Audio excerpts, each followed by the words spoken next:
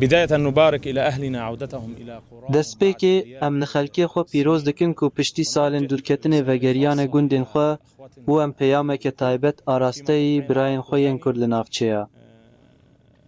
Li navçeya Ayîn El Ereb kobanî dikin.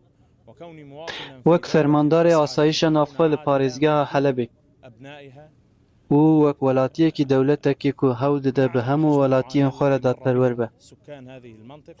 Ji terora Daişê û ji kaoseke din a ku ziyan gihan mirovan dîtine. Dewleta nû ya ku zordarî rûxand di rojekê li dijî we nesekiniye û nasekine jî.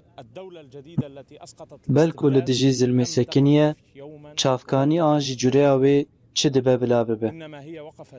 Em rêzê li taybetmendiya we ya çandî, zimanî û civakî digirin û wê wek beşeke bingehîn ji PKK û hêza vî welatî dibînin. Em tekez dikin ku dewlet ji bo parastina we heye û serlêdana saziyên wê û kar dibin sîwana wê de garantiya rasteqîna parastina mafan û rûmetê ye. Ewlehiya navçeya we pêşîne ye. Em dê rê nedin ti binpêkirinê. O her binpêkirinekê ku çêbibe dê hesabê wê giran be û eger em bikaribin di bingeh de rê lê bigirin. Em dê rê nedinê. Ez bi taybetî bang li ciwanên navçeyê dikim cihê wê yê xwezayî di nav dewlet û saziyên wê de ye.